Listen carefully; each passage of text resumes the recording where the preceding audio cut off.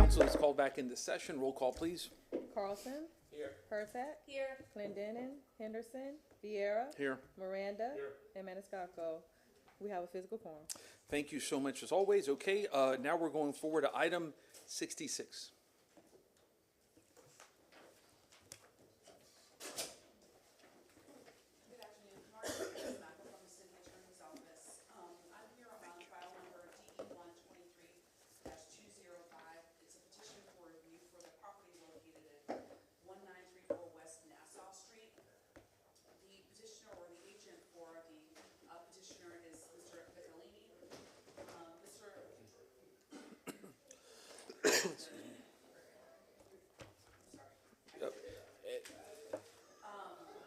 And if we could have the quiet in the chambers, please. Thank you. Go ahead. The property owner filed a request with staff to apply for a design exception to allow primary vehicular access from the public street instead of the alley. Staff denied the application or the request on July 27th of 2023 on the basis that the application did not meet the criteria set forth in Code Section 27-241, subsection E2C5I. And that specific code section is in reference to residential properties, driveways, and alley access. City Council, you should have received a copy of the rules of procedure for this hearing. The code section 27-241, code section 27-60, which is the criteria staff considers for alternative design exception applications, and 27-61, which is the standard of review for review hearings. And additionally, you should have received sample motions. According to code section 27-61, subsection J2, City Council will conduct a de novo hearing, which means that City Council can accept new evidence, take public testimony, and make a decision to determine whether the petitioner meets the criteria in the code of 27-60 and 27-241. Staff that's present is Mr. David Hunter. He will give an overview of the application, the code section, and the basis for staff's decision. After hearing all the testimony in this case, City Council can affirm the decision of the zoning administrator and therefore deny the request for the design exception, or City Council can overturn the decision of the zoning administrator and therefore grant the design exception. And with that, I'll turn it over to Mr. Hunter for the presentation of the case and explanation. Thank you, ma'am. Does this come on the PowerPoint or? Just say it again. All right. Hi, David Hunter, Planning and Design Coordinator with the City of Tampa. This is for DE1 23-205. The property owner is Weekly Homes for the property address at 1935 West Nassau Street in Tampa. The property is zoned RS50. The design exception request is for requesting an alternative design to section 27-241, subsection E25C5I, which requires primary vehicular access points to be from the alley to reduce conflict points between vehicles and pedestrians. The do have a related application for a building permit for the house on the subject property. If I could get the PowerPoint up here.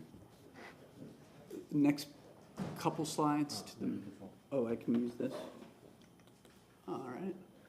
Excellent. Thanks. This is a map of the area and the subject property. It's Albany to the, or I'm sorry, Howard to the west and Fremont to the east.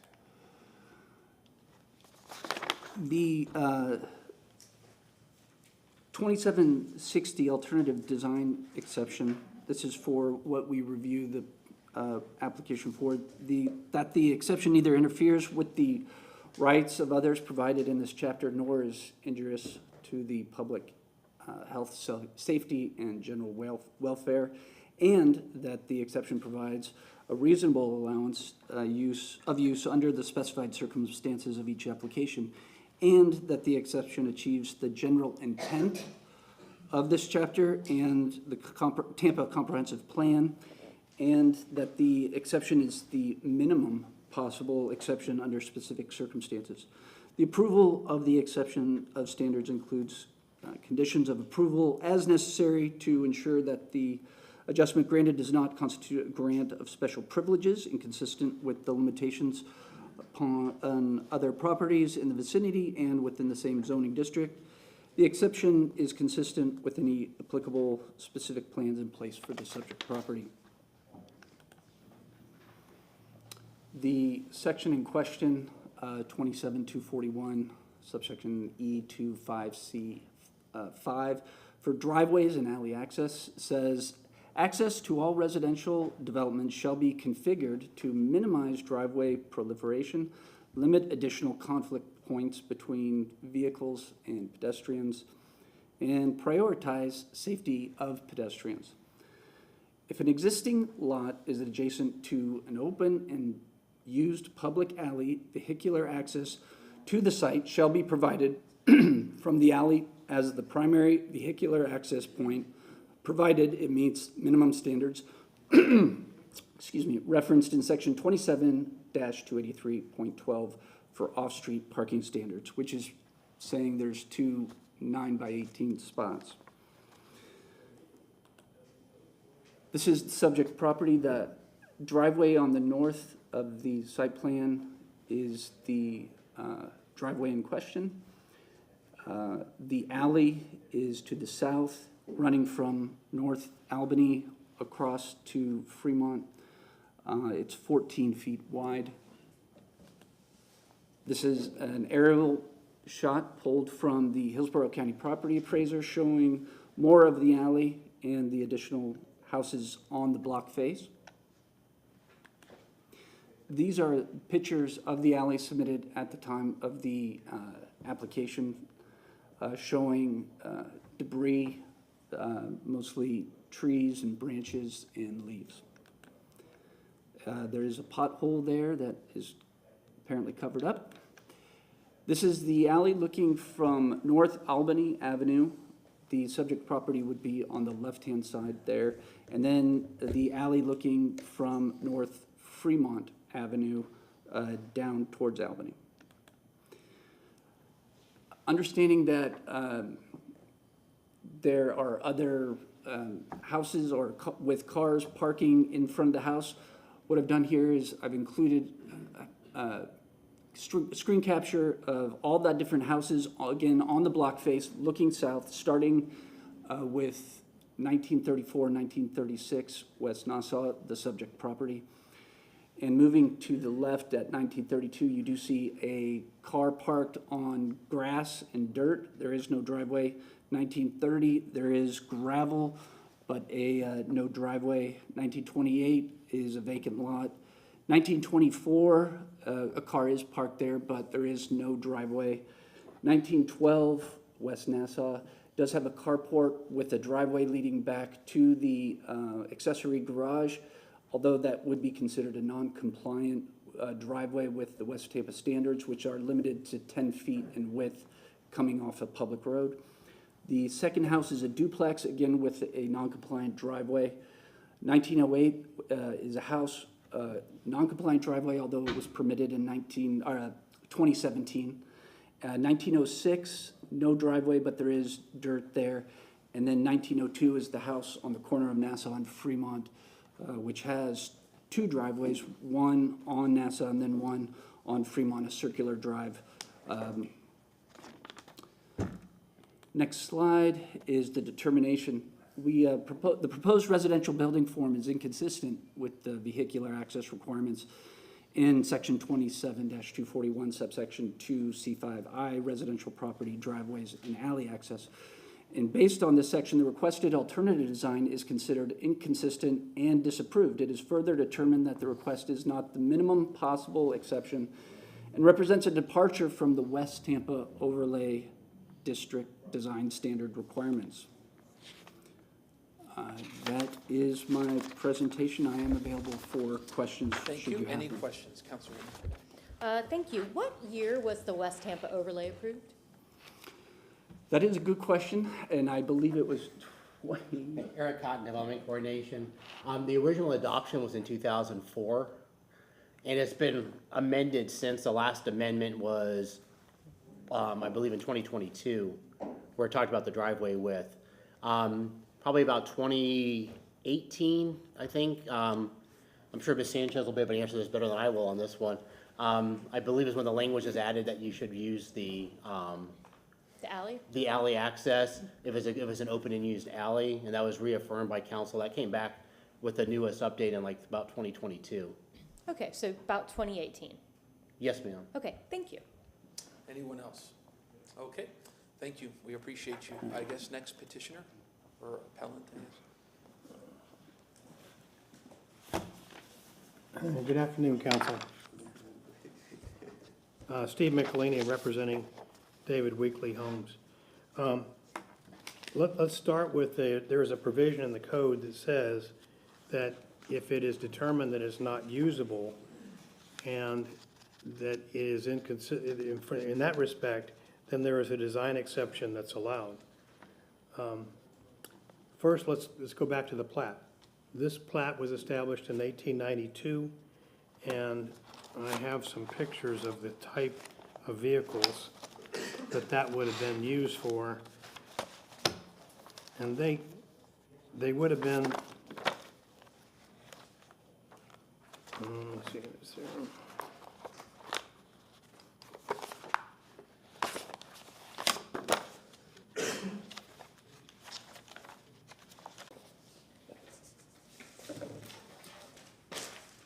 this is what they were designed for. And that the width of the wheels from wheel to wheel is 4 feet. Currently, a modern vehicle, the width is over 7 feet. It's somewhere in the neighborhood of 6.9 to 7 feet.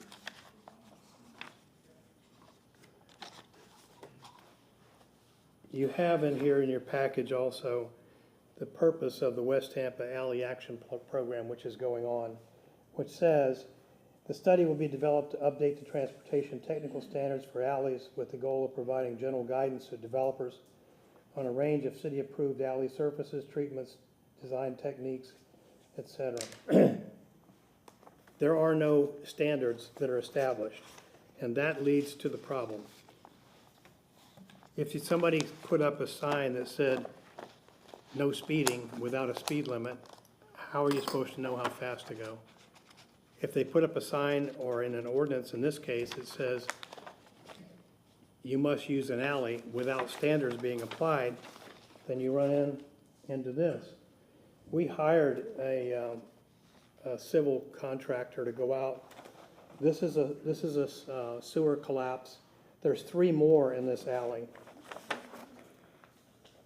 This is the unpassable nature of the site. This shows you all of the solid waste access and pickup is in the front. Every one of these properties on this block accesses the front and not the alley.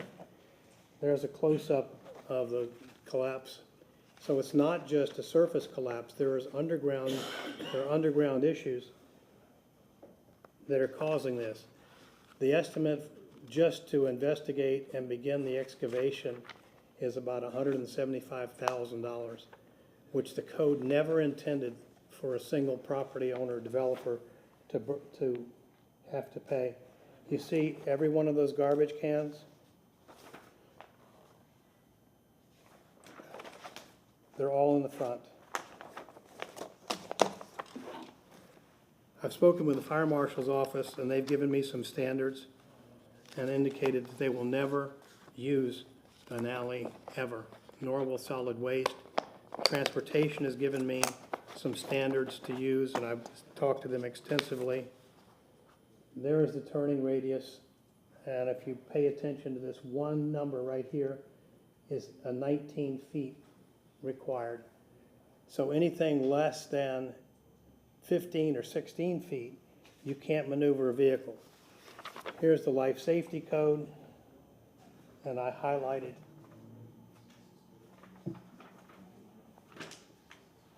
the required width of a fire truck. Fire access is not obstructed in any manner, including the parking of vehicles.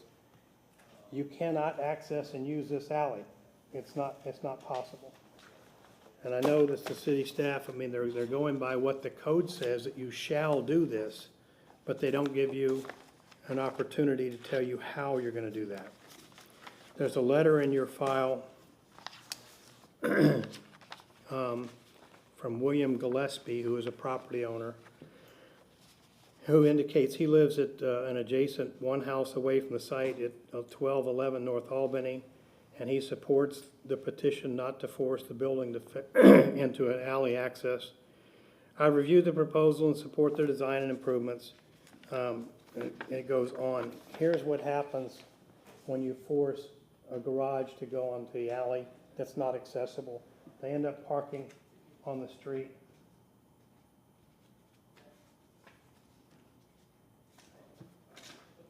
There's more pictures.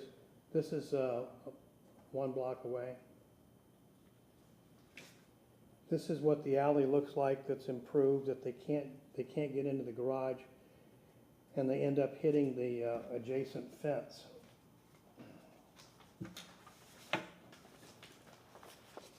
So what the city code lacks is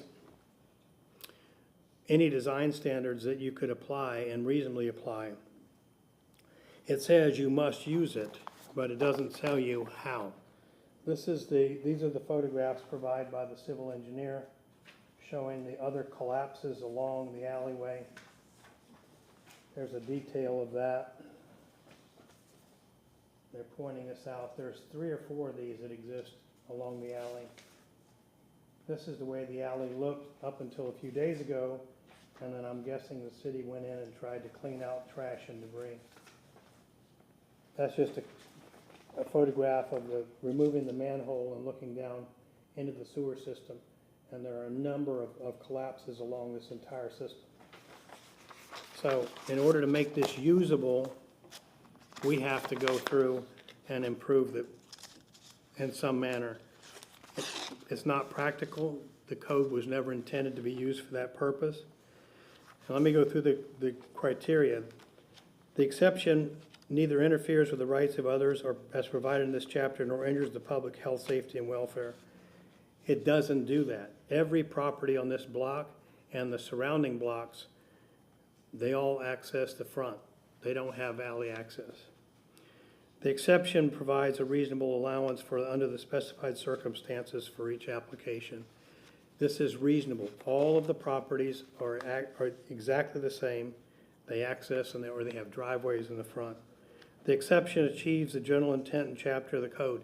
I don't think that the code ever intended to penalize the property owner to this degree, and it serves the purpose of the comprehensive plan.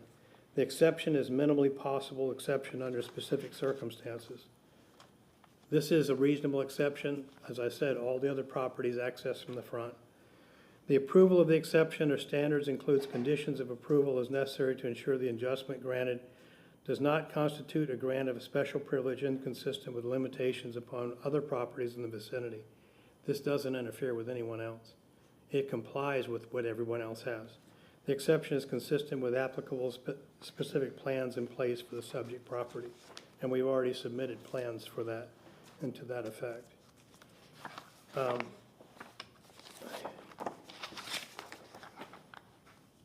This is a picture of a usable alley.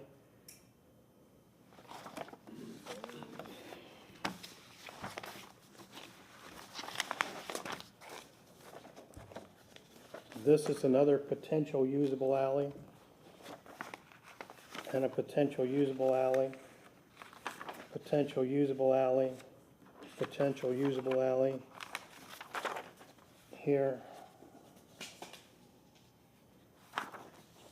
And here. But what we have is an unusable alley. And I think, that, you know, one of the discussions that I had with transportation was that everyone would appreciate having some standards established so that you could routinely and normally follow those, whatever those criteria were. We went through this process, and I had some suggestions on what to do. Hold on a second.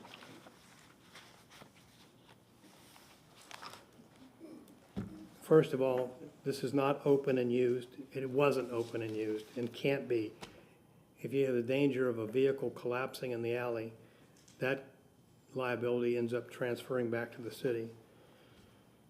There are no conflicts with pedestrians because there's no sidewalks here. If this project is approved, there will be new sidewalks put in the front where there aren't any. All of the accesses that I said were all in the front. In 1892, when this was originally approved, there were certain criteria, and it was for smaller vehicles, not for modern vehicles.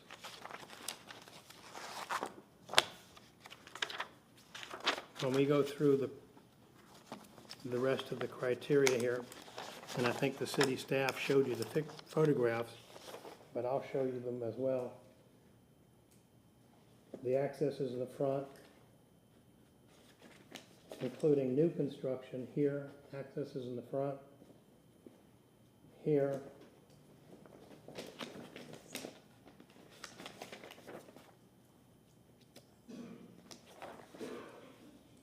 here, even these small homes, the access and driveways in the front.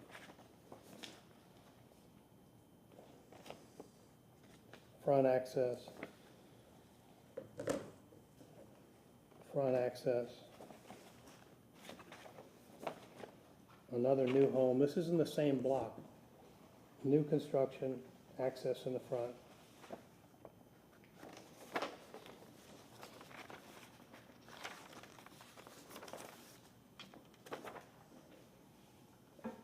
Some of the older homes, access all in the front. So holding us to a different standard is unreasonable. It creates conflicts with every other house. So if you're trying to comply with the development pattern that's there, why would you establish a new development pattern, especially for an alley that can't be used? And one that would be extraordinarily expensive to make it usable.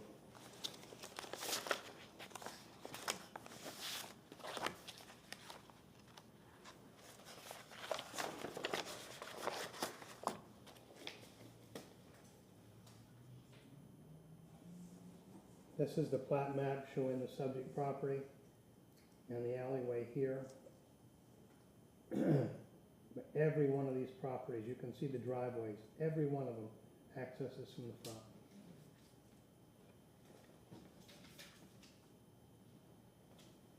There's 1892.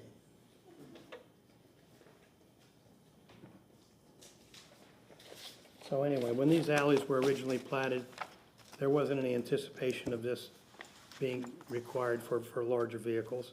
And as I said, fire department, transportation had a problem. They showed me the turning radiuses required were 19 feet. And there's no criteria established in the code that says if you have a 15-foot alley, you might be able to make it work. But nobody, not the city code nor anyone else, anticipated making you drive down an alley with collapses and also with obstructions. I'll be happy to answer any questions you might have. I'll reserve my time for rebuttal if necessary. You betcha. Any member, council have any questions? Okay, thank you, sir. If we have anybody here from the public to speak on item 66, please come forward.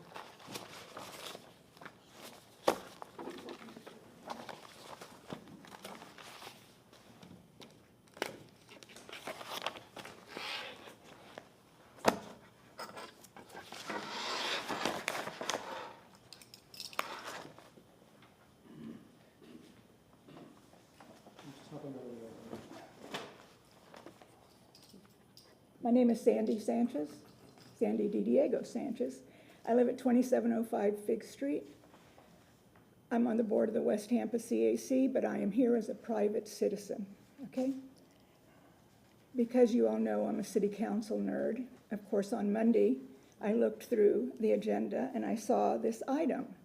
And I was surprised that the alley was overgrown. Because you know we have in process within West Tampa that we're having alley cleanup. So on Wednesday morning at 8 o'clock, I drove to the site and I'm in my Kia and I'm driving from west towards Albany. As you can see, the alley is clear. You can see down the end of it. Apparently, the alley has been cleaned since Mr. Michelini, they made the petition. This is further down, and you will notice that the pavers on the right are new construction on that same block with alley access. This is further down the alley. Again, still clear, riding in my car with no obstructions. And this is down at the end of the other street, and you will notice that the cone is in the street, not in the alley. The problem with the sewer is in the street. That's not accurate. I just want to remind you that number one, the West Tampa overlay is primary over all other items. And I'm sorry, I didn't know I had to speak today. I thought city council, the staff was going to present these pictures. So now you know when I say I have stage fright, you'll understand. So anyway, it takes priority over all the other ordinances.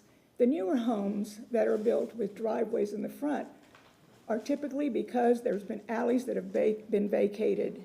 And there is a provision for those alleys that are vacated for them to be able to park in the front. This does not qualify. This is on a corner. The alley is clear. There are other homes around with access. And if you drive straight down, continuing west, you can drive all the way down to Howard because it's between Grace and Nassau. Any of you can try it. Thank you. Thank you, ma'am. Appreciate you. Sir, go ahead. Afternoon, Council. Carlos Ramirez, 2103 West Carmen. I am the current president of the North Hyde Park Civic Association. As you have seen the pictures, the alley is clear. 14 feet is plenty of room for somebody to drive down. A typical wide lane is 12 feet on the road, so there's definitely plenty of room for a car to go by. Turning into a garage, there's an offset requirement in the code that would allow you to make that turning radius. So there definitely is plenty of room for that. Also, I am the current chair for the infrastructure subcommittee for the West Tampa CRA CAC, where the changes to the overlay came from.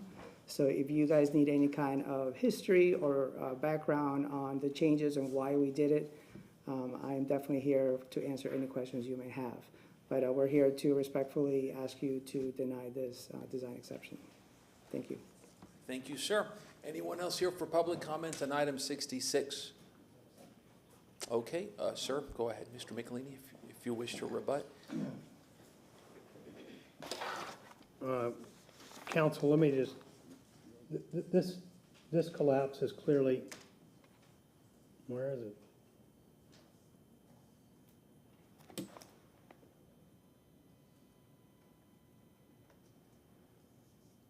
This collapse is clearly not in the street. And the one that we had our civil engineer go out and look at, he's pointing his finger. This is another collapse here.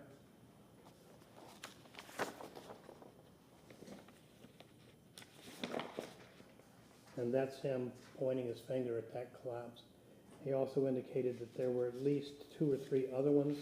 I'm surprised anybody drove down that alley without causing some other further damage, either to their car or to themselves. one of the things that we'd asked for in a memorandum is that there's 21 properties on this block. None of them access the alley. The code didn't mean to penalize one property owner and make them be the only ones that access the alley. As I said, the solid waste department picks up all the garbage in the front. So if you require a rear access for a garage, where do you put the cans? You put them next to the garage. And then how do you get them to the front? You have to drag them all the way around. The alley requires extensive repairs. Due to the failed infrastructure, it's not fair to make this property owner repair all of those failed infrastructure. It's obstructed. It doesn't function. You had an email from a neighbor indicating precisely what his objections were to forcing us to use the alley access. One of the other things that we asked for was to establish some standards so that you know what is a reasonable width of an alley to be considered. One of the projects that we had before City Council previously was found inconsistent by the City Council and the Transportation Department was a 12-foot wide alley. So if you use a blanket statement that all alleys are to be utilized without recognizing the widths and the condition, then you're penalizing the property owners. So, I mean, I'd be happy to answer any questions.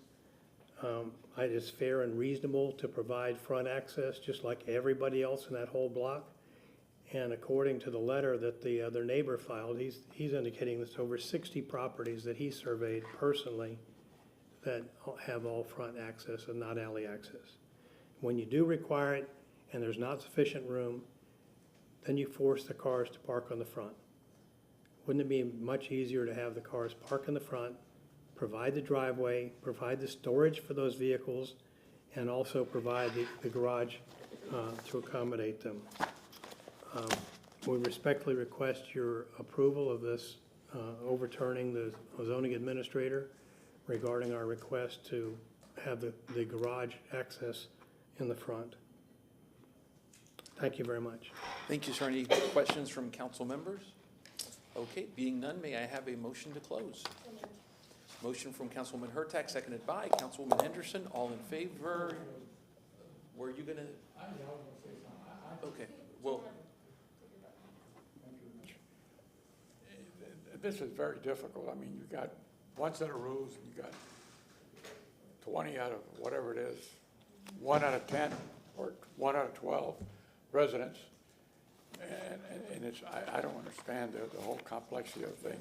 I understand what they're trying to do is make everybody park in the back. But I look at the alleys, one picture was real clear, showed the alley, the other picture doesn't show the alley as clear as the other one. Are we looking at the same alley? Yes, sir. As far as I know, I haven't seen where they took those pictures from, but there is a provision in the code that allows for the waiver if you determine that it does not meet technical standards. Well, the reason I'm saying about the alley, I look at one alley, it has looks like a 3-foot wall on each side. I don't see that in the other picture.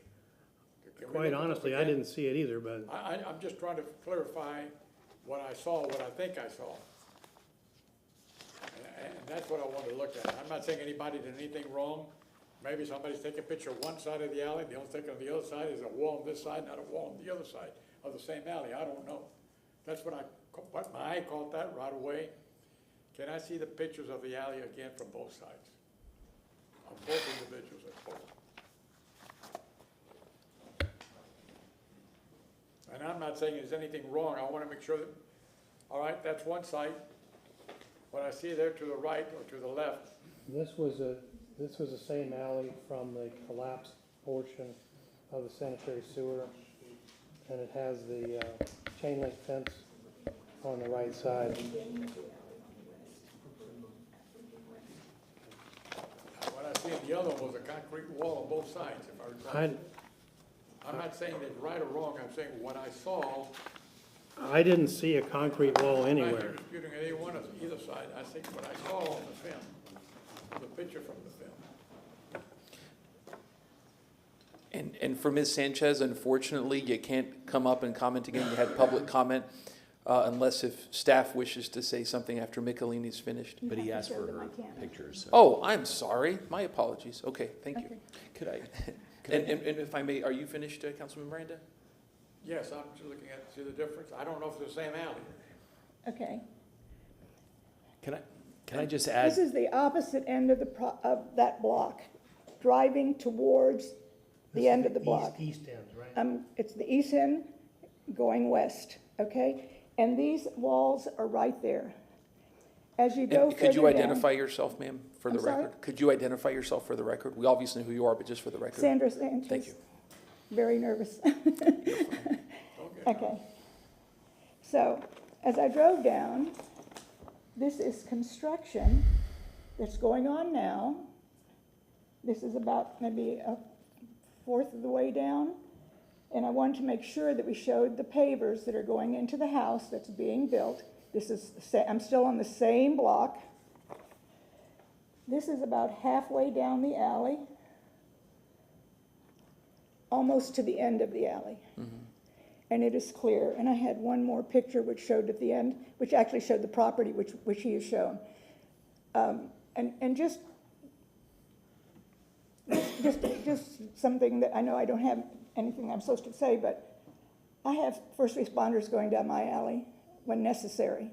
If there's an emergency, they're going to go down that alley. So that's all I wanted to say about that. Thank you, ma'am. Does that explain the pictures? And these were done Wednesday morning. Yeah, and again, I don't see the same alley.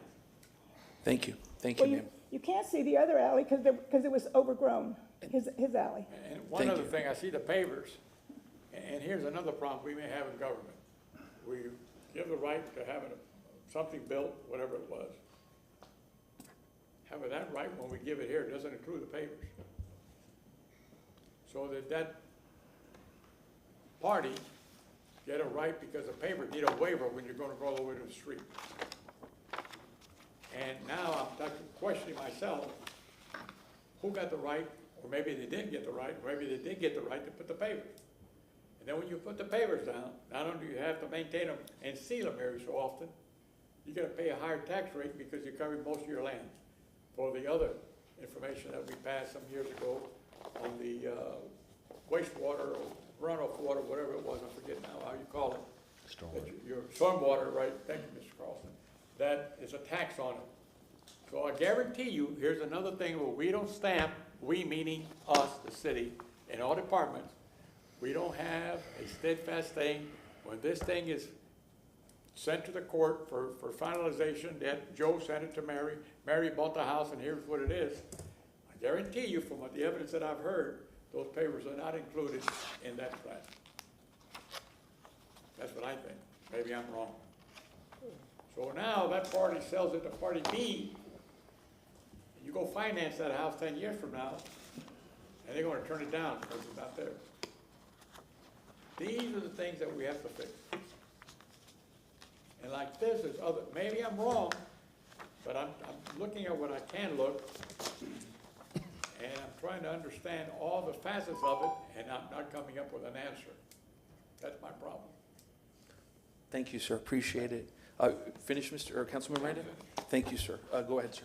I wonder if there's anyone from mobility or stormwater or water who could testify as to the current status of the alley.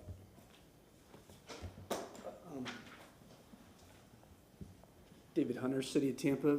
As part of our review process, we do reach out to transportation. And in this specific case, with a phone call and our Teams meeting, and looked at the alley, and we based our evaluation on the usability of that driveway based on their recommendation. And in this case, they affirmed that it is a usable alley. Okay, thank you. Thank you, Councilman Hurtak. Yes, I'm sorry, don't go far. I had a quick question, hopefully you can answer it, if not, perhaps Mr. Cotton. Right now, the majority of that street has dirt yards that people are using to park on. If they wanted to actually put a driveway in, they would be denied, correct? Correct. Thank you. Any other questions or comments? Okay, sir, if you have any other further comments after our questions. Ms. Sanchez was taking photographs at the west end of the alley, at the east end of the alley. This is the west end. And this is what the west end looked like. I mean, it's there, and the collapses are there. They're not, and when I talked to transportation and mobility, they were asking me for standards, that the city should establish standards. Because you should not automatically require somebody to use an alley that's not usable. And I think that the operative phrase here is that it wasn't used, it wasn't operating when they did their evaluation. It couldn't have been, because it was completely obstructed. And they're an exception that allows transportation to provide that. And I think part of the problem is you have different people reviewing these applications.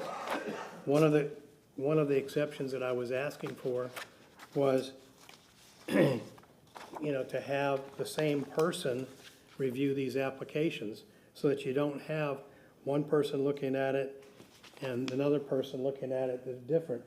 It says here, if an existing lot is adjacent to an open and used public alley. This was not open and it wasn't used. It was completely obstructed, and we have collapses in there that make it unsafe for anybody to use. So I wouldn't recommend, you know, going and using something, you know, and the city has been put on notice now that they have collapses in the alley. And the estimate of our civil engineer was in excess of $170,000 to excavate and determine what should and could be done. That's the entire length of the alley. First, you would have to TV the line to see where the obstructions are. Some of these properties, according to the civil engineer, didn't have proper drainage for their sanitary sewer going into the alley. But you can't tell that unless you completely TV the line.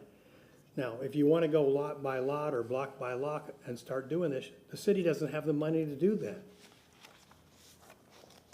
And every single property here on this block, everyone accesses off of the front. So I just don't think it's proper to establish a new criteria for one house to have the same requirement to access the alley that's unsafe, doesn't meet technical standards, and has collapses that would require extraordinary funds to correct. Thank you for your consideration. Thank you, sir. Any other questions? Okay, may I have Another thing, and both of you are right, in my opinion, both of you are wrong.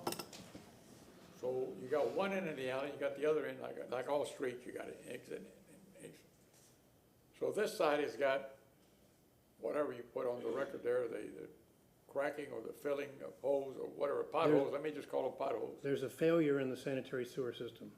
Well, I don't know that. I don't know if that's in the record or not. But we gotta go whatever's on the record. I'm not sure it's there from what the evidence I've heard. Well, I Did mean, you you say saw the and prove that there hole. was a sewer cave in on the sewer line? Yes, sir. You saw the hole and you saw the photograph of the, But that sewer line, it doesn't say failure because of this. It just says there's a hole I there. can't tell you why it's there. Well, neither can I. But this is a sanitary sewer line, and that's the city of Tampa barricade. That's in front of the property that's before you, requesting that you overturn the zoning administrator. I understand I got my eyes are, I guess all of us can see that, but the thing is, that doesn't say engineer report says this by an engineer such and such. And so if we're presenting evidence that may go to somewhere else, I want to make sure that we're right. So I don't have that at all. I mean, I'm not trying to be for or against anything.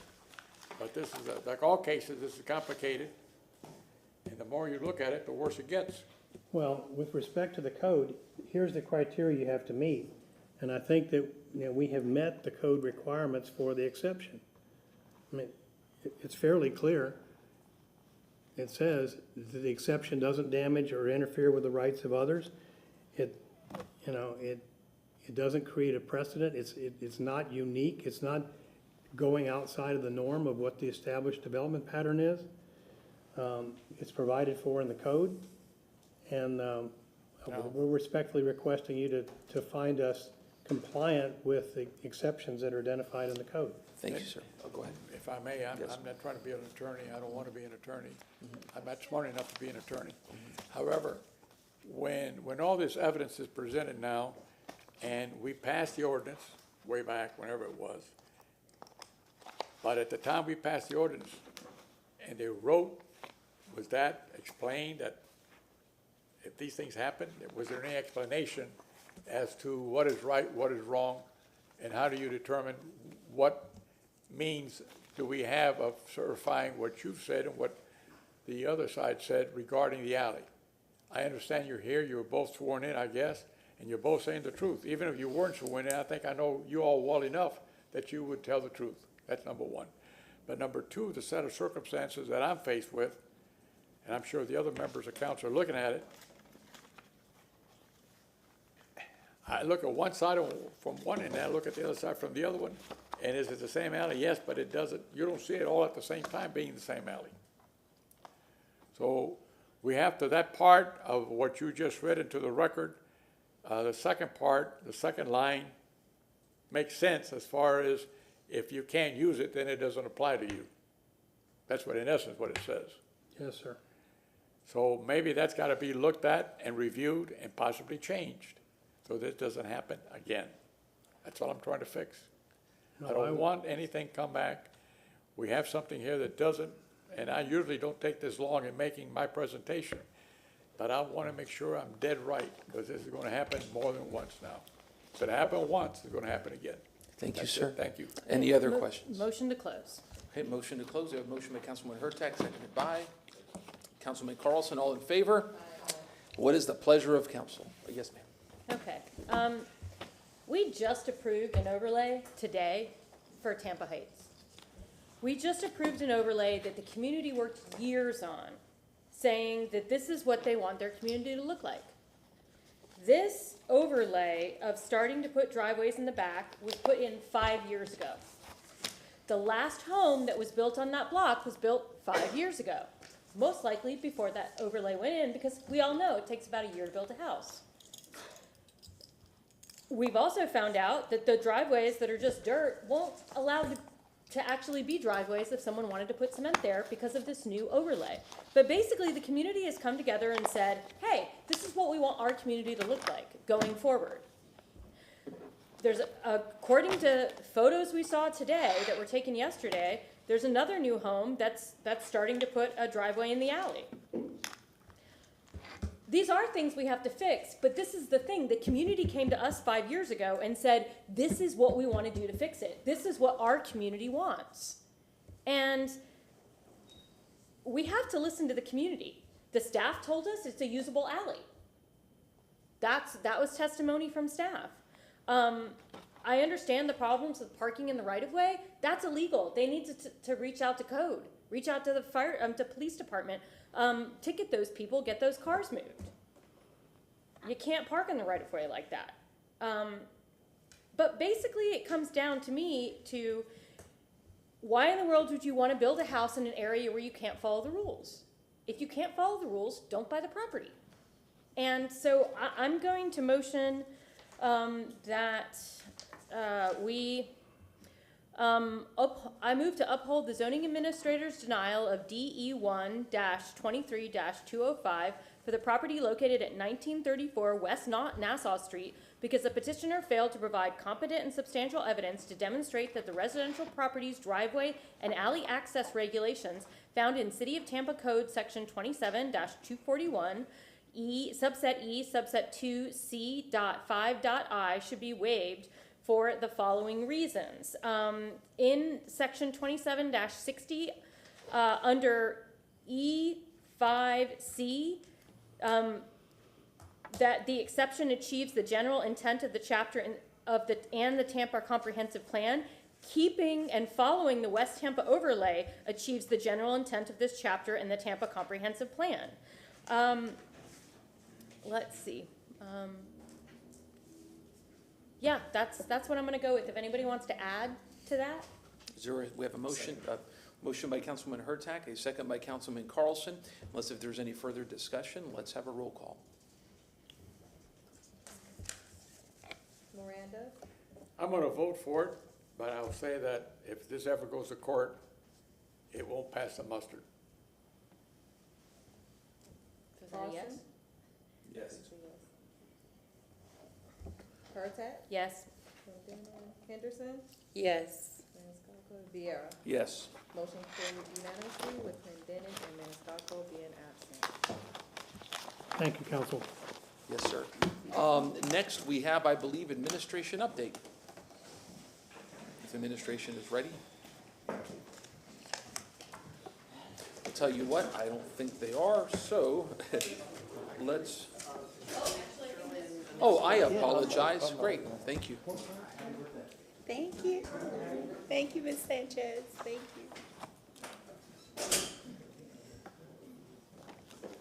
Ms. Shirley presents to council. Okay. I'm right behind you. Okay. Good afternoon, council. Shirley Foxno, city clerk. Council, is a new day in Tampa. The city clerk's office is excited because the new Highland on-base agenda management system will go live soon. Our current SIRE solution is at the end of life.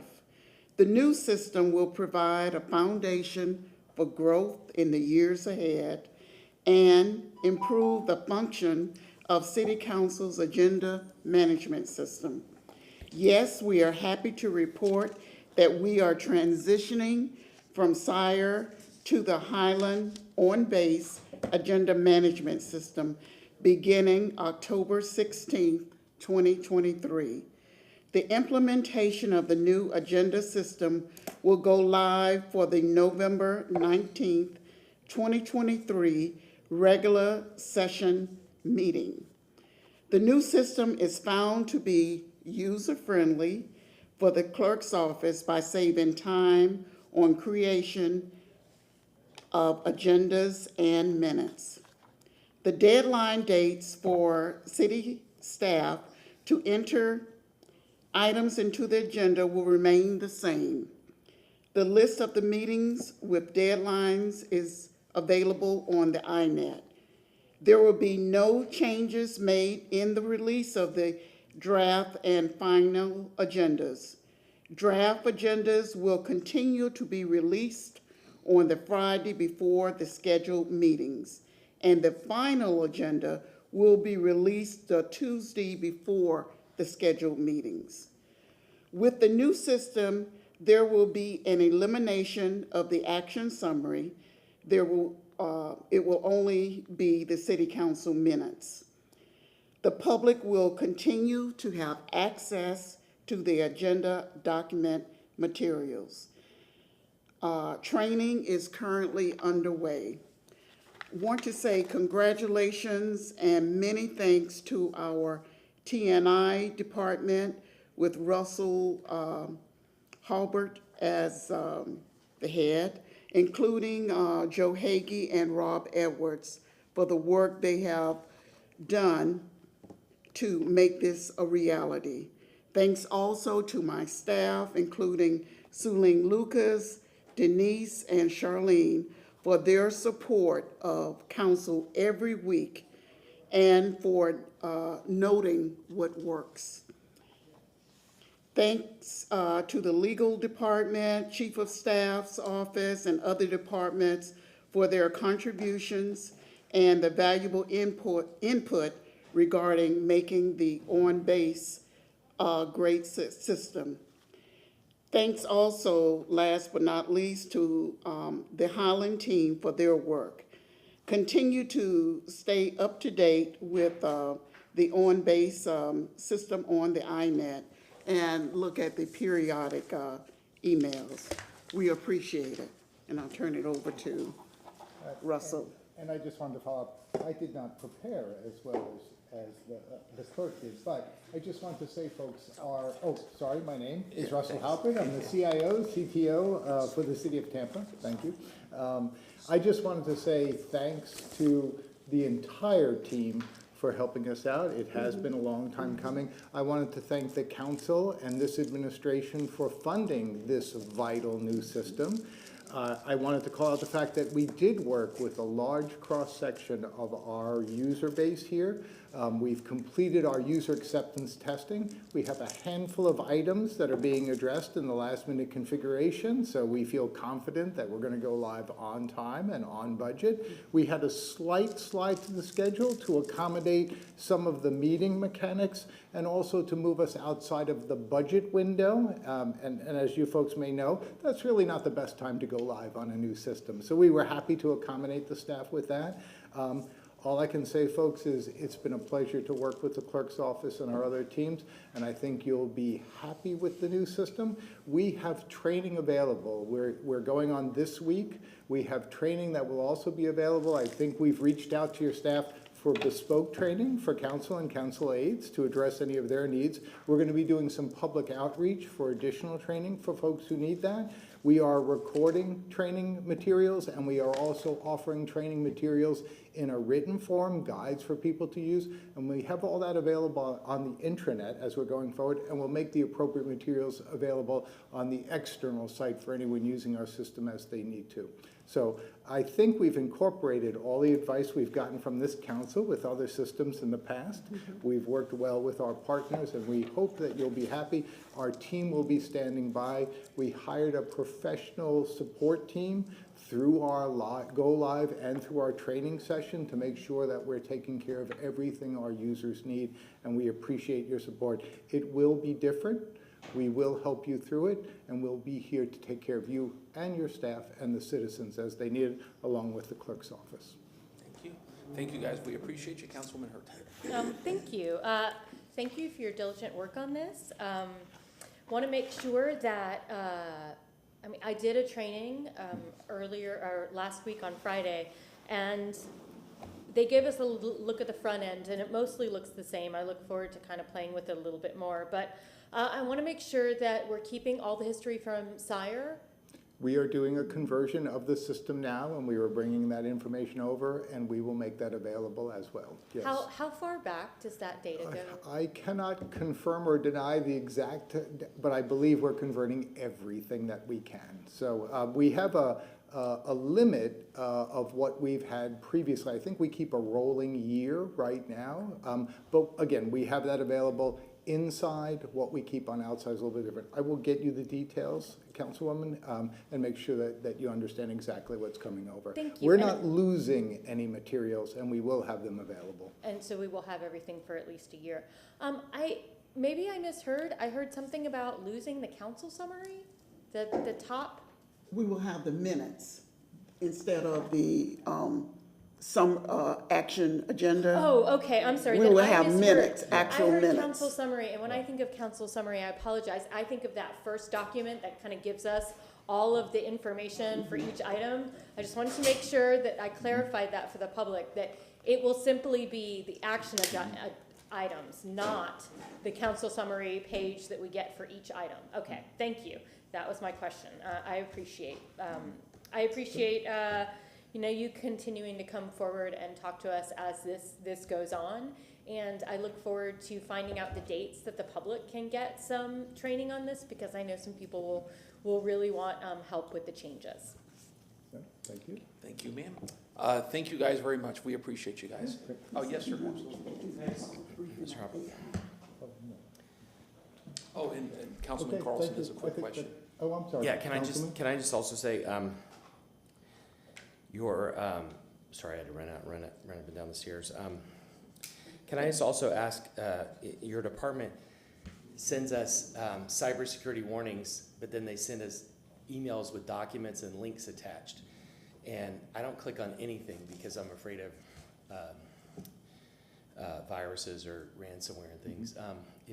We can talk about this offline, but I wanted my colleagues to hear too. If there's an expectation from IT that we would click on something, I'm hesitant to do it because there's so much phishing and malware out there that's masquerading as somebody from IT. So I don't know how to fix that, but it would help if there was a way to authenticate what's coming from IT and what looks like it's coming from IT. We do have some things to help you with that, and we do have some systems internally that help us prevent difficulties like that. I will have our CISO reach out to you, and we'll give some advice to council as to how to handle those Yeah, best. because without some kind of authentication, I don't click on anything that you all send, because I don't trust that it's actually coming from you. Understood. And Okay. sir, when in doubt, that is always a good practice. Thank Thank you. Thank you, thank you. Okay. Appreciate you guys. Yes, ma'am. Okay, oh, no, you all, thank you, I appreciate everything. I was just gonna say, I know we moved item 57 to the end, but Ms. Yeah. Henderson is waiting. Let's do it. So I just Absolutely. thought, if that's okay, with Ms. Zellman, if, Ms. Henderson could just go right ahead and speak to item number 57, because what she explained to me yesterday was actually a really exciting, prospect, so. Absolutely.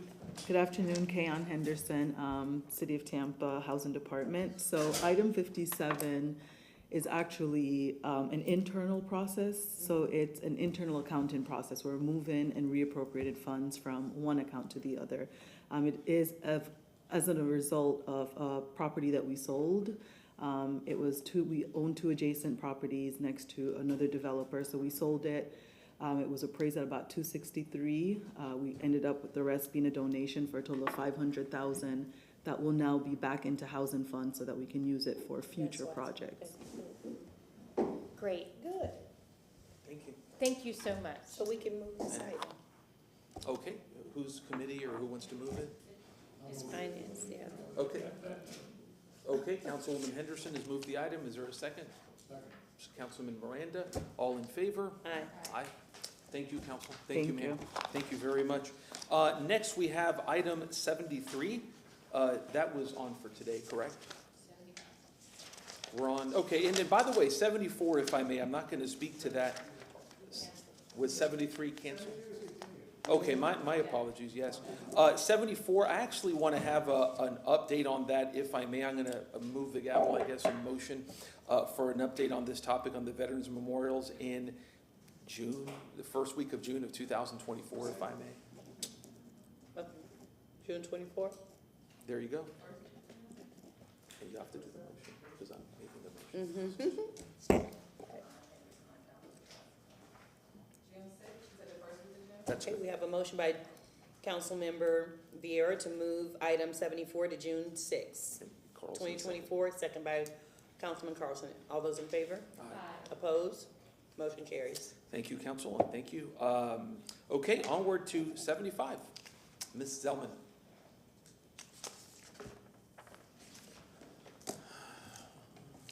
And before you begin, if I may, again, the same rules will apply, 5 minutes presentation. And again, we can go further than that, just so that we keep track of time. And then 5 minutes each council member. Again, you need more time, ask. You want more time at the end of it, I'll give it to you. It's all good, just so that we keep track. Go ahead, ma'am. I know, my presentation is short. Let me first say happy birthday to Councilwoman Henderson. It's also the birthday of Rebecca Johns and Yeah, she McLean told me. Evans in my office, so if you see Yeah. them, wish them a happy birthday too. Let me start with item number 75. This was a motion for staff to provide a report on ideas regarding a resolution or ordinance that would require city staff to use GovQA for public records requests. And I've already talked with Councilman Carlson, the maker of the motion, on this, and all these items actually. This would be impractical because in effect it would be requiring city staff members, for instance, if our office needed to got a call about a particular zoning and needed to get a copy of the site plan, or if Alex Awad in Stormwater got a call about stormwater problems and wanted to go back and look at what kind of stormwater improvement was required by that property's zoning, it would be impractical for them to have to go through the public records process to get those documents. And even your aides would then have to go through it. So it's just an impractical process that I think would make basically everything at the city work much slower than we want it to. But I think if the issue that is to be addressed is preventing the misuse of public records by city employees, there's already language in both the city's personnel manual and the public records policy about that. And in the personnel manual, if you go to Rule B23B subsection 4, where it talks about misuse of public employment, it says that no employee shall corruptly use or attempt to use his or her city employment position or any property or resource which may be within the employee's trust to secure a special privilege, benefit, or exemption for himself or others. It also in subsection 6 says disclosure or use of certain information. No employee shall disclose or use information not available to members of the general public and gained by reason of city employment for his or her personal gain or benefit, or for the personal gain or benefit of any other person or business entity. And then I would also note that very recently the public records policy was updated to add a section at the end, section 20, regarding compliance with city code, and it says that City of Tampa employees with access to GovQA, so the people who are the public records coordinators or liaisons in their particular department, must comply with all provisions of the city ethics code, including the prohibition against disclosing or using for personal gain or benefit or for the benefit of any other person or business entity any information in GovQA that is not available to the public. So the point being that there are these provisions in place. If council believes they need to be made even more clear, we can look at doing that, but those rules are already in place. So I don't think there's a need to go as far as to require city staff to use the GovQA portal to get copies of documents from other departments. Thank you for that. And since you made the motion, Councilman Carlson, did you have any questions? Or, okay, Councilwoman Hurtak? I appreciate that, and I hope that applies to the city council as well. So right now, we have to use GovQA to request records. So that is not entirely accurate. What I would suggest to council, if council is interested in a particular subject matter, or I'm trying to think of an example, maybe you have one. There's a couple of ways you can go. One of them is to talk with city staff and say, I'm trying to understand, I don't know, code enforcement requests related to whatever. What's the best way for me to get copies of those? And it may be as simple as we can point you to how you can access them. We can provide copies, but really, the best thing is if the council as a body is interested in a particular subject matter, make a motion saying, I'd like staff to report on the number of code enforcement complaints that have been brought against this particular person or business or subject matter or whatever. That's really the best way to get it. And what I would suggest is reaching out to us in advance, and we can help you craft the motion to make it the most productive in terms of if there's particular records you're looking for, we can suggest the best way to ask for them. While that might work, no other staff has to do that. No other staff has to come up and make a motion. So. Well, but again, I think what's the point being, if the I'm sorry, staff I was in the is- middle of my okay, comment. I'm I was sorry. waiting for them to finish.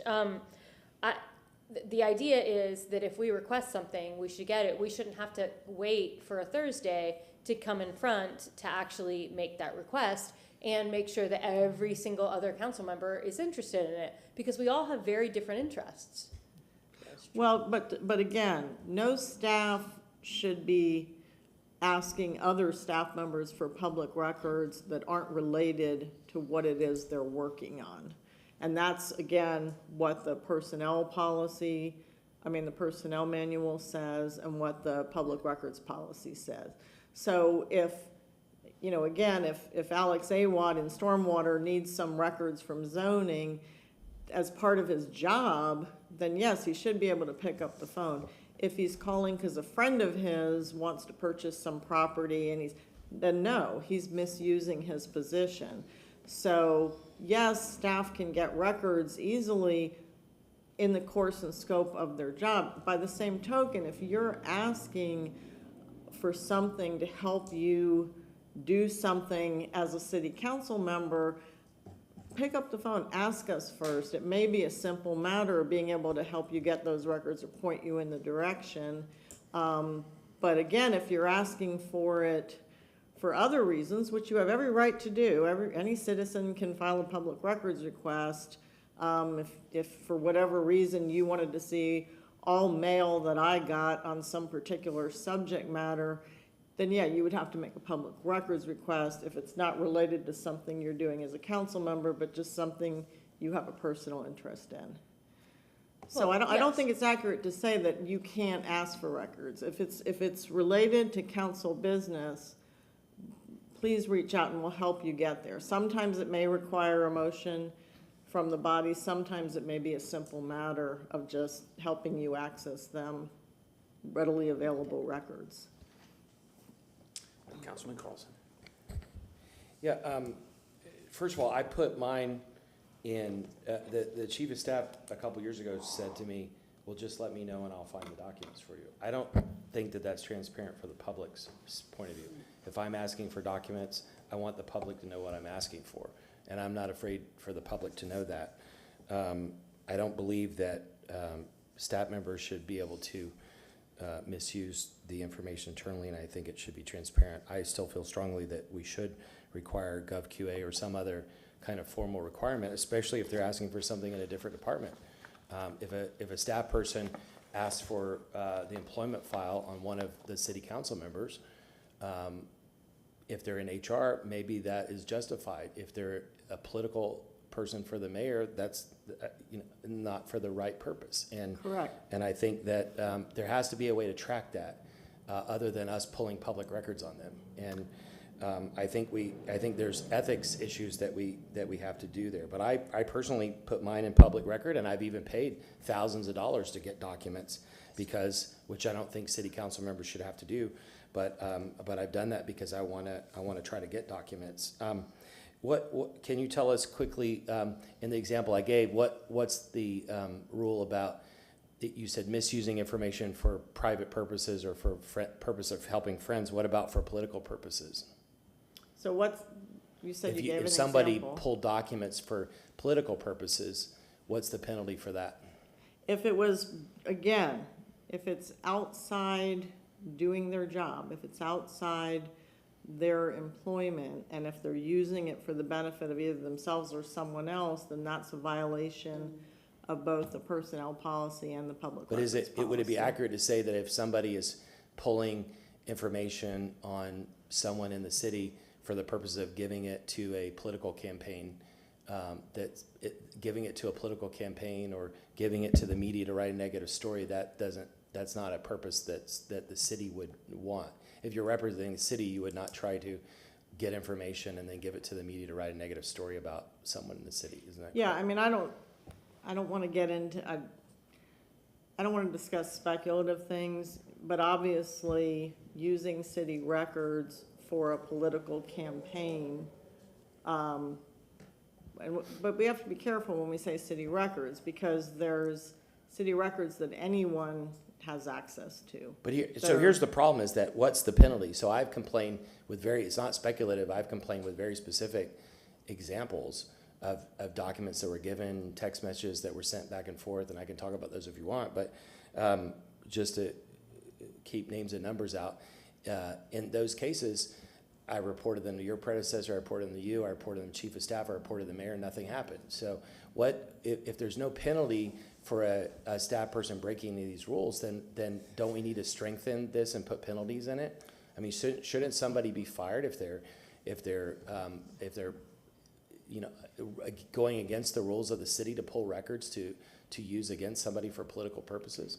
So I can't answer your question without going into the specifics that we've talked about. I mean, the one case that you've talked about with me related to your recusal forms, which again are available on SIRE. They're attached to the minutes of every meeting.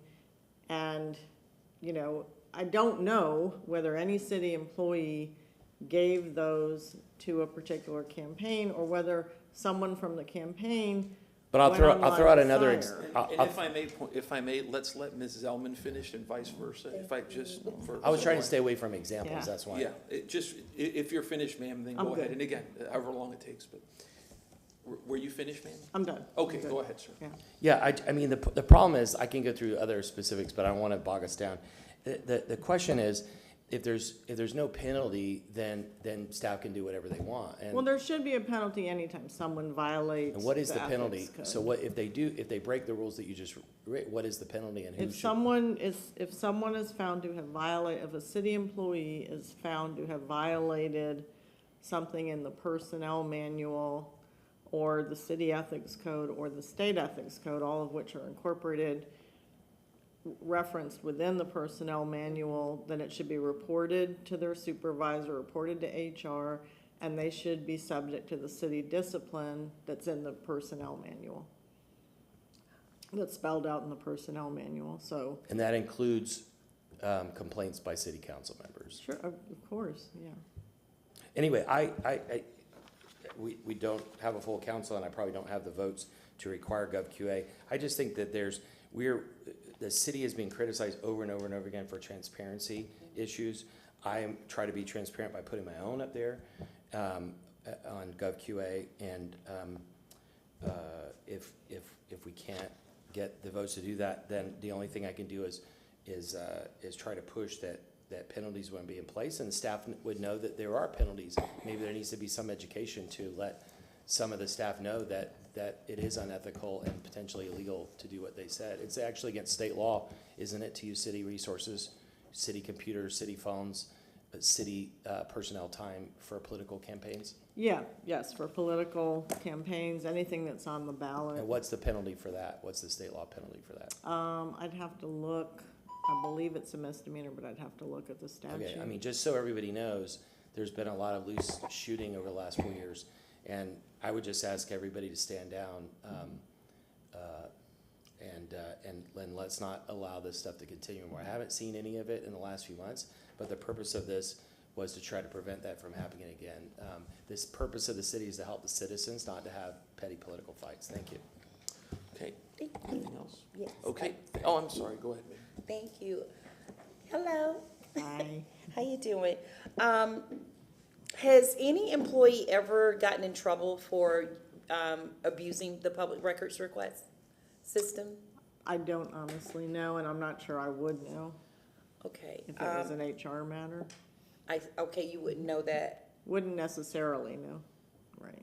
Only HR, so would they be the people that we would need to listen to? In Yeah, this so in instance other as words, well? if someone complained about a particular city employee, it would typically go through their supervisor and HR, and it doesn't always rise to the level that they need to involve me or someone from my office.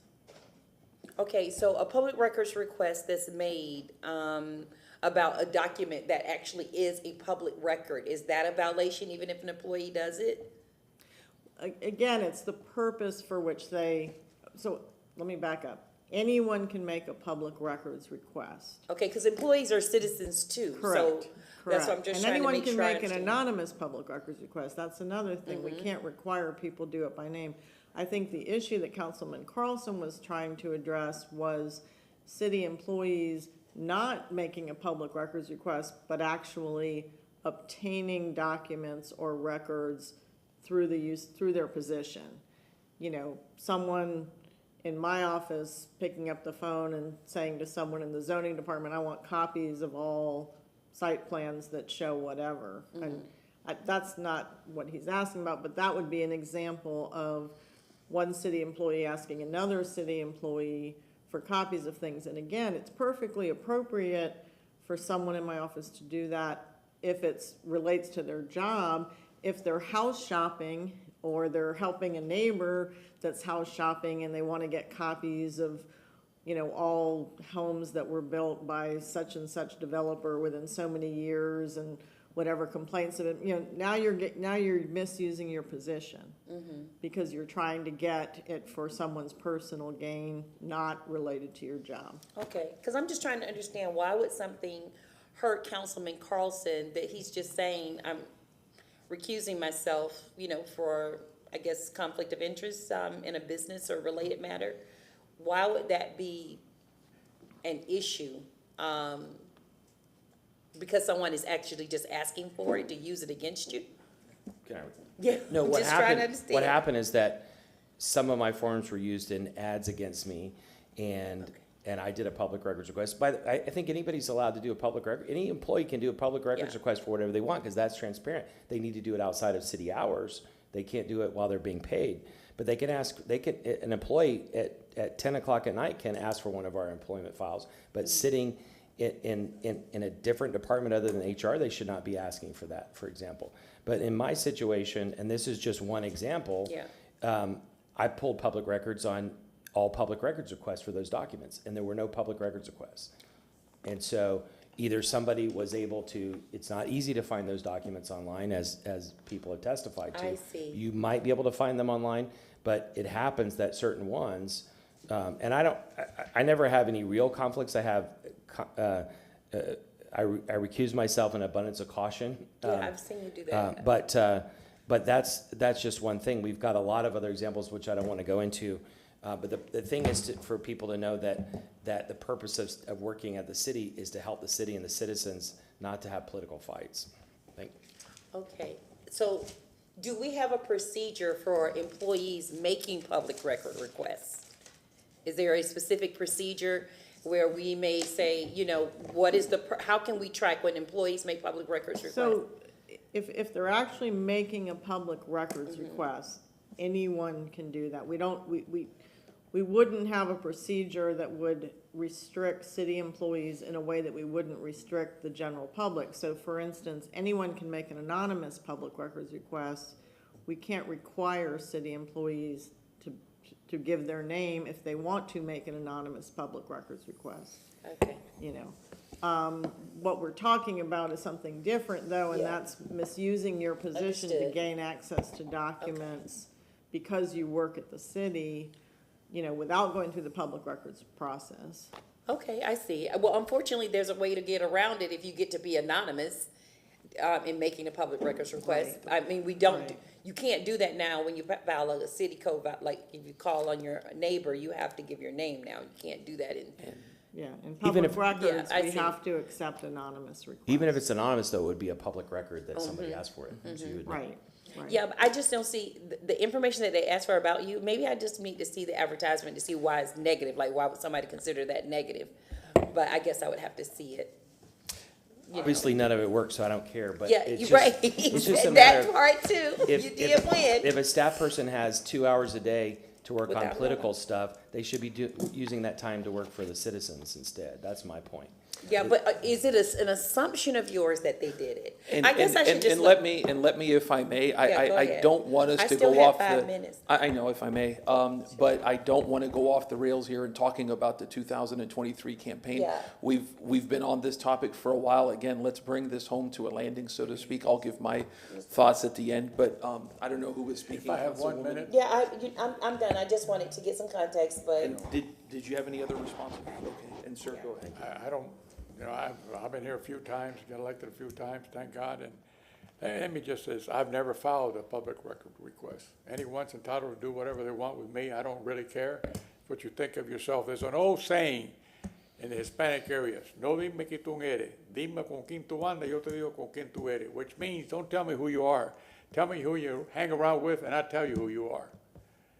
And that means a lot. That's why I learned when I was a little young guy, and I never forgot those things. So on my public records, I've never filed one. I don't have any intention of filing one. I don't really give a damn what they think about me or not. What I do is best that I can do with what I have before me, how I vote and how I do things, and that's it. And, You know, as far as me, when I have something that's, the trust that I manage has something, I filed it and I said, they have a conflict because it means that I have to vote on something that within 250 feet, I have a property that I manage there and that's it. And in my opinion, that's only done when you have a loss or a gain. That's the only reason you do it that way. But I hope I follow the rules. If I don't, I'm guilty. That's all I can tell you. But it is what it is. And I don't go looking for trouble. Trouble's going to find me whether I want it or not. Thank you all very much. Have a nice day. Thank you, sir. Anyone else?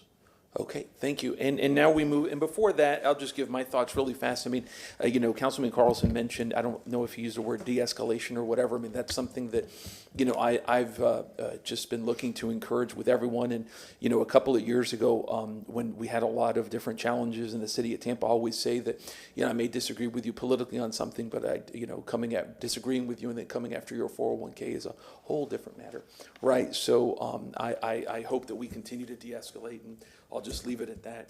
And I appreciate everybody's sentiments and their experiences on this. I really do. Next, we move to item 76. Right, so item 76 was a motion for staff to present a draft ordinance that will require the legal department to bring law firm conflict of interest waivers to city council for approval. Can I set this up? Or? Yeah, sure. So she and I talked about it already, but the issue is that a few months ago, city council approved 20 or more law firms. I recused myself because I use one of those law firms. But the thing is that some of those law firms have lawsuits against the city. And to be able to represent the city, they have to get a waiver from the city attorney. And my point is that I think that should be a decision of city council, not the city attorney, because we need to be aware of what the cases are that they're suing against the city. And maybe we can't fully publicly disclose everything, but I think as much as possible, we should be transparent about it. So we should have a line of sight into what the law firms are doing. The law firm I use has, I think, 2 lawsuits against the city, plus they work with me, but they're working with the city. And so, and there are other law firms that have lawsuits against the city. And so I would just, if we're going to approve it, I think it should be, to me, it is essentially an addendum to a contract. Contracts are approved by city council in the charter, and I think we should have the ability to approve those.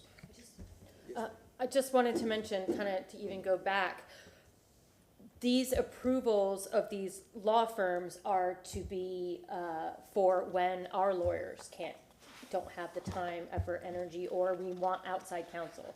So these law firms, these 20 some odd law firms, they each have specialties, and when we need outside counsel, that's why we would use them. So I just wanted to put that background in there. Yeah, the city has lawyers. Again, I want to say that what Ms. Hurtak said is correct. There's many different types of law firms that deal specific in different areas.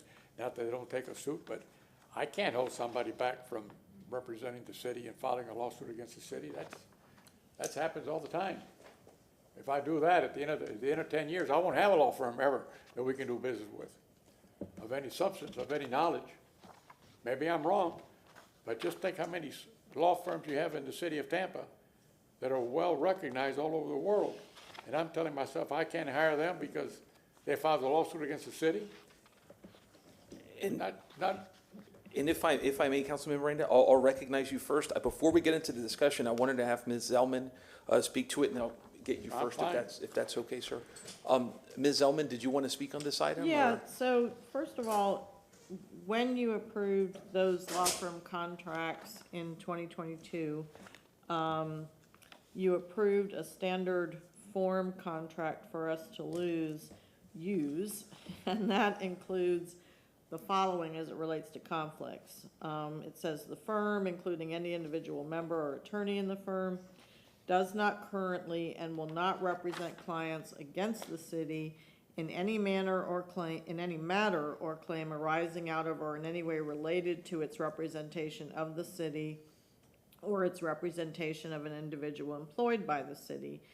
In addition, the firm or any individual therein will not represent clients with an interest actually or potentially adverse to the city in any other claim, litigation, or administrative proceeding unless, excuse me, That representation is first disclosed to the city attorney in writing, including any specific details regarding the proposed representation and the nature of the adverse interest. And 2, the firm has received the consent of the city attorney to such representation in writing after the required disclosure.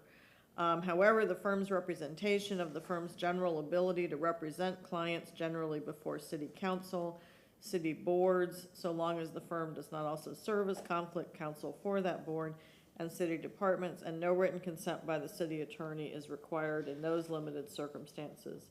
In addition to the foregoing, the firm, and this is in the contract, each contract agrees that in connection with this agreement and its representation of the city, that the firm will fully comply with the Florida Bar Rules, the City Ethics Code, any applicable state ethics laws and requirements, I'm paraphrasing, and any other conflict of interest policy of the city attorney as may be amended from time to time. So I read that to you for the point of, to make the point that I believe the safeguards are already in place.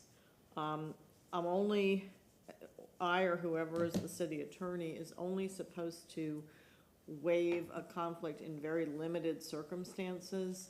Although, you know, just to make it clear, the fact that one of the law firms that represents us may also have cases against us doesn't necessarily mean that there is an ongoing conflict. We have to look at the facts of each case and make sure that there was, you know, what the reason was why those particular conflicts were waived. And again, I didn't look into the 2 that you mentioned, but I can. To date, I haven't yet been asked to, I haven't been presented with a situation where one of the outside counsel we're using has requested a waiver.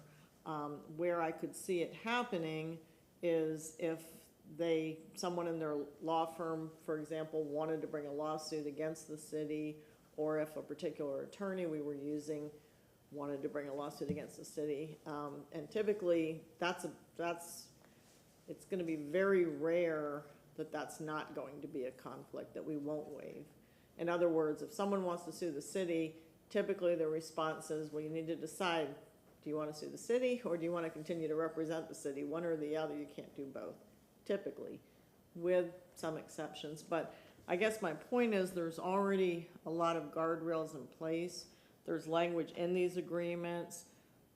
There's the requirement that they comply with the Florida Bar Rules as they relate to ethics, with the state and city ethics codes. So I don't think it's necessary for these waivers, should they occur, to come to council. The guardrails are already written into the agreements. And at the end of the day, I would argue it's really a legal determination. I think it really has to be made by attorneys looking at conflict of interest rules in the bar, in the bar rules, how those have been interpreted in the past. I believe it's a decision for lawyers to make. Not that we're any smarter, because we're not, but we have subject matter expertise in those areas and can look again to the way in which those rules have been interpreted in the past. And I don't think it's appropriate decision for an elected body to make. So with that, I'll stop. And thank you, ma'am. And Councilman Miranda, I had stopped you. Did you have anything else to say, sir? Okay, thank you. Anyone else? Okay, going forward, okay, thank you, council. We're onward to item 77. And did you want to set this up, sir? Or?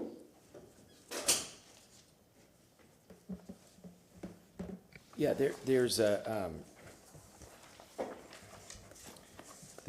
I think what Andrea would call an obscure bar rule that says that you're not allowed to make prejudicial, extrajudicial comments about your client. So if you hire Mr. Vieira, Chair Vieira as an attorney, but imagine going out and making a disparaging comment about your client. Or if you are a defense attorney going out and saying, well, my client's guilty, but I'm going to represent him anyway. There have been cases of this that have happened in the last 4 years. And again, I'm not trying to go back through all the baggage of the last 4 years. I just want to make sure it doesn't happen again. I've never heard a situation where an attorney, if one of my personal attorneys did this, I would sue them. And we need to make sure that that the legal department is not making disparaging comments. But the other part of it is that the city attorney often tells city council members not to discuss pending litigation because any of that could be used against us. But then city staff representing the mayor's office will make comments about pending litigation. And we've seen cases where that can or has caused the city to get sued. And so there are two pieces of this. One is the lawyers, the next one is about the lawyers, but this one is just about city staff not making, if city council is requested by city attorney not to make comments about pending litigation, then the mayor's staff should not do so either. That's this point. Okay, go ahead, ma'am. And so what I would say to this one, and again, this is the one where the motion was for us to draft an ordinance that would require the legal department and city staff to refrain from discussing pending litigation publicly or the threat of litigation. That is our policy. We, as you just said, we regularly advise council. We do the same with city staff. We do the same with the mayor. We do the same when we get the press calls. The general rule is you do, you do not discuss ongoing litigation. So you know, if you need it to be in writing in a policy, I can double check. I'm pretty sure there probably already is a written policy somewhere saying that, but that's just the general rule. And we do advise everyone citywide of that as well. We get, same thing, But it's been broken 100 times. We get calls a lot of times from the press wanting us to talk about something, and the standard answer is we don't discuss pending litigation. I thought from our conversation the other day, you were going to recommend some strengthened language that would at least go in the personnel files, but it seems like your new strategy is just to dismiss all of these, which I think is disappointing because the city what I said requires- is, I believe there probably is a written policy somewhere, I just haven't been able to find it yet. But there are staff that haven't followed it in the last few years, so I don't know maybe we strengthen the penalty and say if you talk about pending litigation, you get fired or something. I mean, Again, why don't you let me look and see whether there is a written policy that discusses this? And if it doesn't, I'd be glad to draft something, because I do think it is important for everyone citywide to understand the importance of not discussing pending litigation. So Maybe, if I may, maybe make a motion, have it come back when she looks at it, or? I'll just make a motion, ask that number 77 come back on November 16th with a. Okay, we have a motion by Councilman Carlson, seconded by Councilwoman Hurtak. All in favor? Aye. Any opposed? Okay. What about 78 was the one I mentioned about the attorneys. Sorry, I mixed the two, but the idea here is by Florida bar rules, an attorney is not supposed to make a defamatory comment about a client. The charter clearly says, which Ms. Zellman read when she was confirmed, that the clients of the city attorney are not only the city itself, but also the mayor, city council members, department heads, and others. And so a city attorney making a prejudicial comment about one of them in the media or elsewhere could hurt the city's chances of defending a lawsuit, and like to make sure that that doesn't happen again.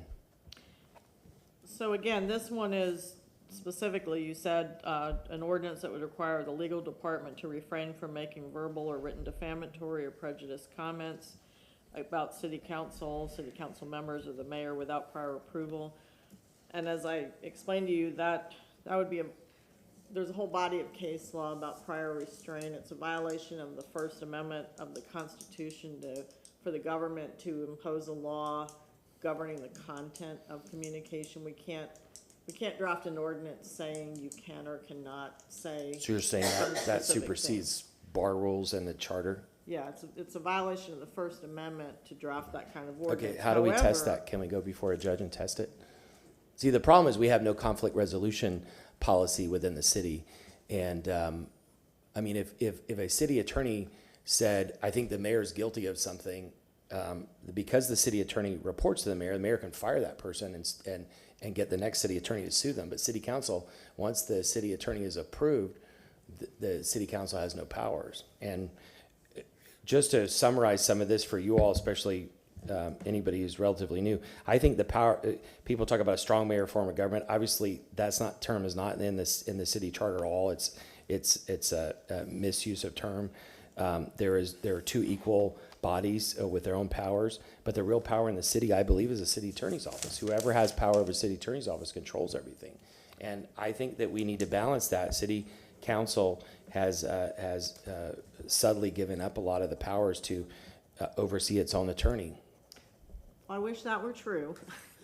I don't think I'm that powerful. And I'm not picking at all. on you. You've been No, I great know. to work with, but I'm just trying to protect us for the future. So a couple of things. I think we're mixing up the issues. When I'm talking about the First Amendment, what that goes to is you can't draft an ordinance saying people can or cannot talk about topics, whatever the topics are. You just can't. It's a violation of the First Amendment. It's well settled United States Supreme Court law. If what we're trying to cure is people making disparaging remarks about city council members, I mean, first of all, I would argue that the personnel manual has language in there where someone could be disciplined for making comments they shouldn't be making that put the city, anyone in the city, in a bad light. Can I just But- can I just quickly clarify? I'm not talking about if somebody says, I don't like the clothes you're wearing, I don't like that your hair, so that, I'm not talking about something like, I'm talking about something that could get the city sued or get that person sued. Right, that's what I'm saying. Yeah, or in relation to a lawsuit. So it's not simply defaming somebody, it's doing it in a way that could aid an opponent in a lawsuit. Right, and that's, I agree, and I think that's what I'm saying. I think that would already be a violation of the personnel manual, the city ethics code, and so on and so forth. One of the suggestions I was going to make, and I can pass it out, is along these lines. The Florida League of Cities has a whole section on their website about civility and ethics, and let me just.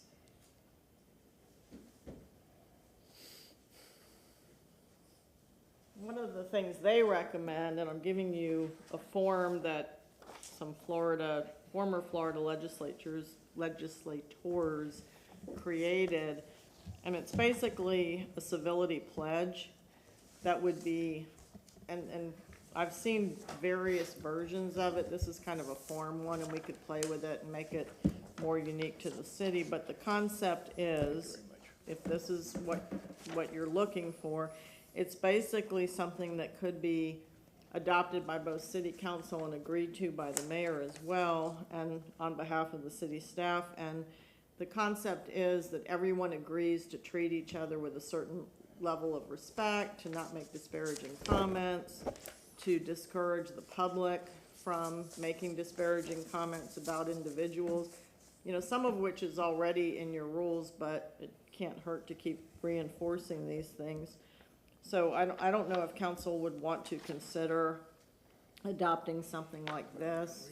I can give you some specific examples. Yeah, my motion is just narrowly targeted at that bar rule or other bar courtesies that you don't disparage a client in a way that would cause them to get sued or cause a plaintiff to have a better case against them. And clearly in the charter, city council and city council members are a client of the city attorney.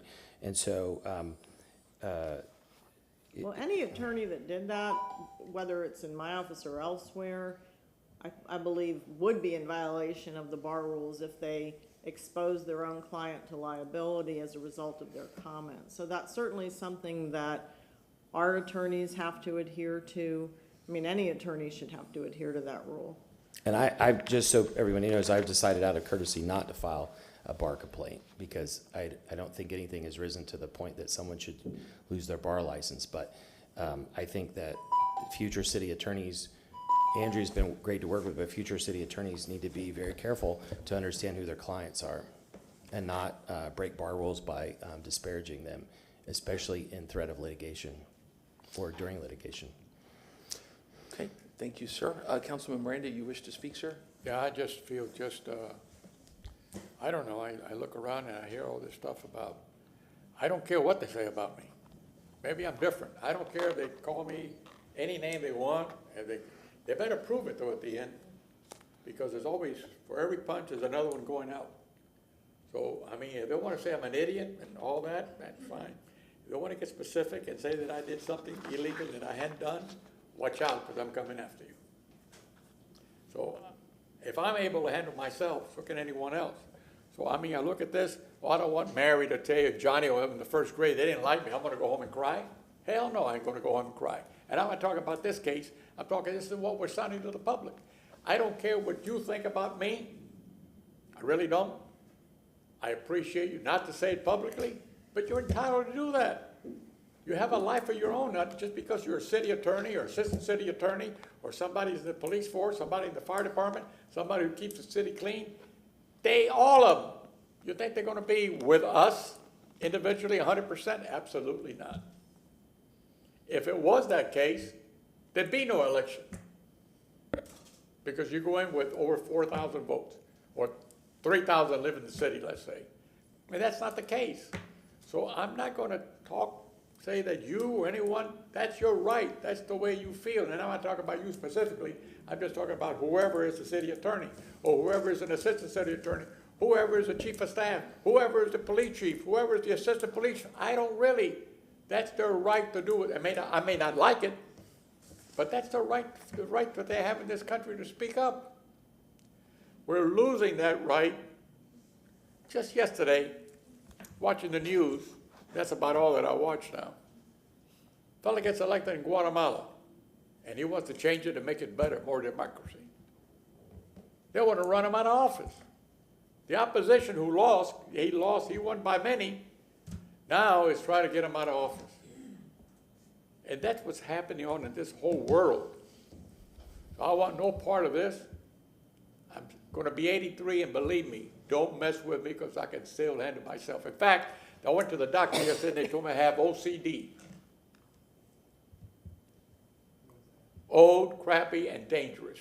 So I thought I'd make you laugh with something. That's what you need in this world. You need a little smile. You need a little laughter. Forget what people say about you.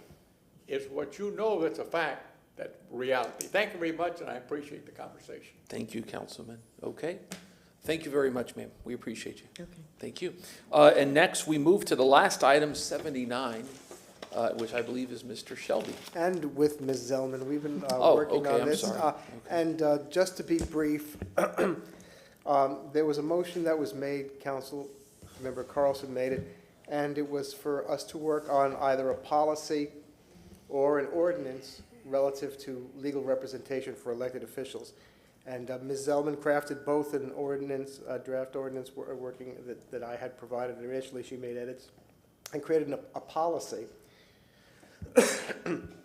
But I guess my question to council and my recommendation to council is to make a decision one way or the other. And frankly, my recommendation is to go with an ordinance as opposed to a policy, which would be adopted by resolution and then have to go through perhaps an executive order, more involved. But I'm working on revising some of the language, and I'm very close to doing that. And Ms. Zellman and I have a meeting next week to finalize this. I'd like council then, Councilmember Carlson, if you would, to consider a motion for me to come back with an item for first reading consideration. Is this like a draft? What you have now, what Ms. Zellman said, is civility, and we can, and if council wants to go forward on that, that's something that we can take up as well under new business. But Councilmember Carlson. Motion to bring back an ordinance on November 2nd for first reading, providing legal defense for elected officials. Second. We have a motion by Councilman Carlson, seconded by Councilman Henderson. I'll just in commenting, I'll obviously vote for this. The more protection, the better. And I thank Councilman Carlson for this. And anything that we can do on this is obviously welcome. So I guess all in favor? Aye. Any opposed? Thank you. What is this? That was a question. That's a new business. Oh, okay. Okay, so now we go to new business. Councilman Carlson, anything, sir? If you're interested. Yeah, I just thank you again, Ms. Zellman, for the conversation. And as we all have said, we're trying to put the past behind us. And I think everybody knows the day after the election, I called the mayor to congratulate her, and we were meeting once a month. So we're all trying to move forward. And I appreciate Ms. Zellman trying to work with us. And hopefully we won't have the issues that we've had in the past. The Plant Museum, Henry B. Plant Museum, is celebrating its 90th birthday, and they would like to come in person for a commendation. Can we, Can we do it on November 9th? I'd like to make a motion to give them a commendation on their 90th anniversary at the November 16th meeting. Yeah, this is your first one Yep. since I've been on council. I try not to do very Yeah, many. I can see you don't have the record. We have a motion by Councilman Carlson. We have a second by Councilman Miranda. All in favor? Aye. Aye. Any opposed? What, When is the anniversary? Just, sometime in the next 30 or 60 Oh. days, I forgot. Do you want me to read this one? I forgot. Well, what it the- depends, Councilmember, just to Oh, refresh your recollection, we had in this instance come up, request for reconsideration of a legislative matter, which was a comprehensive plan. And the question is if council wants for me to take a look at that, I'm happy to do so. So motion for city council attorney to return on November 2nd with a rule to remove comprehensive plan amendments from reconsideration by city council. Do we have a second? Second. Motion by Councilman Carlson, seconded by Councilwoman Hurtak. All in favor? Aye. Any opposed? Thank you. Anything else, sir? Thank you. Thank you. Madam? no, nothing. Anything? Yes, I have something, and I don't know if, what we can do about it, but I just want to state publicly, this week there was some damage done, severe damage done to the artwork at Perry Harvey Park. And I've gone by there twice to take a look at it. I don't know if it was a sledgehammer or a hammer or whatever the case may be, but on every piece of art that was there. And I don't know what we can do about it as a council, but I just want to state publicly, just like Mamie Till did many, many years ago, leave it there so that people can see what they've done to my boy. And I kind of feel that way, where I feel like we should put up a sign or a statement or make a statement as a council indicating that, any type of hate crime done in our city is not tolerated. And I know that it's going to take a lot to even make the repairs, because the artist is a retired artist that does not live in our city. It's not local. And I don't know, how quickly we can get to a resolution to even repair it. But I just want the public, I want to say to the public that as a council member, I acknowledge the damage that was done, of course, in District 5 at Perry Harvey Park. And it's not right. And I hope that we find the perpetrators who were so destructive to that property. But not a motion, just a public comment. Thanks. Thank you, ma'am. Second. Thank you, Chairman. I made a motion to present a commendation on October the 19th, 2023 to the Revenue Finance Budget staff for receiving the Government Finance Officer Award, Distinguished Budget Presentation, and so forth and so on. However, I've been advised that 8 of the budget people have to be in a training session on 10/19. I would like to change that date to November 2nd, 2023 as possible. We have a motion by Councilman Miranda. Do we have a second? Second. Second by Councilman Carlson. All in favor? Aye. Any opposed? Anything else, sir? That's it. Thank you. Okay, and really fast, if I may, I wanted to have, about a year ago, we passed a special needs internship, $15 an hour to the budget, and I wanted to have an update on where it's at. It appears to be coming through, but on October 19th, and I'm doing that just to keep it on the agenda so we don't lose sight of it when it goes through. Yeah. Okay, we have a motion by Councilman Vieira regarding summer employment. All those, seconded by Councilman Miranda. All those in favor? Aye. Opposed? And last, if I may, I have a motion. I was speaking to some of the folks with our Tampa Police Department, the mental health unit that they have that was gotten in the budget a few years ago. Councilman Dingfelder, if I recall, had made a last-minute request, maybe in 2020, I think, I'm not sure. But, I think it's something good to talk about in next year's budget, so I'd like an update from the administration on that in the first week of April of 2024 for increased investments in the TPD mental health unit. Yes, ma'am, please.